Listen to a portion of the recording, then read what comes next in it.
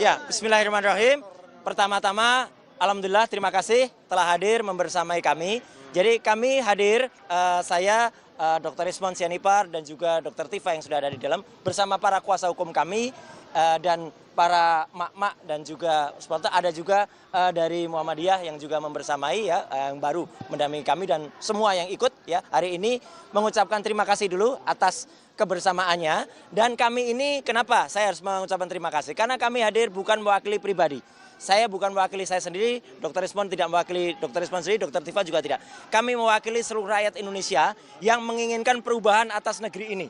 Ya, negeri ini sudah lama lebih dari satu dekade mengalami suatu rezim yang sangat jahat, sangat bengis, dan utamanya adalah apa? Yang telah menggunakan segala cara, menggunakan segala daya, termasuk ada penggunaan ijazah palsu yang kemudian tidak berani terbongkar sampai dengan sekarang. Dan kami ini juga untuk menegakkan kebenaran. Jangan sampai Pak Prabowo Subianto sebagai presiden yang ada sekarang mengulangi kesalahan yang dilakukan pada rezim yang lalu yang telah mempidanakan ya dua anak bangsa yaitu Bambang Trimulyono dan juga Gus Nur ya. Masa rela Pak Prabowo malah menambah dengan angka saktinya. Pak Prabowo kan suka angka 8 ya. Masa di rezim Pak Prabowo tambah 8 lagi yang akan dipidanakan. Itu kan sungguh luar biasa ya. Dan saya tahu ini mungkin bukan kesalahannya Pak Prabowo, tapi ini adalah kesalahan dari orang-orang yang ada di sekitar Pak Prabowo untuk membusukkan presiden. Jadi sekali lagi kami hadir atas nama rakyat Indonesia untuk melakukan ini dan kami menyatakan bahwa ini kami tahu bahwa kami akan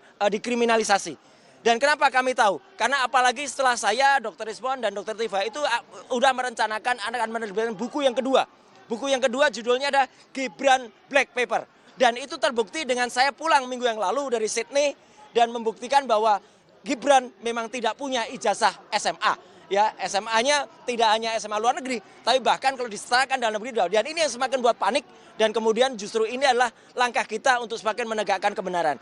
Saya kira itu dan nanti Dr. Rismon akan menunjukkan apa yang sudah kami rencanakan dan insya Allah dengan doa dari teman-teman semua, dengan memohon ridho kepada Allah Subhanahu Wa Taala, ayo kita tegakkan kebenaran di negeri ini. Merdeka! Merdeka! Terima kasih. Wassalamualaikum warahmatullahi wabarakatuh.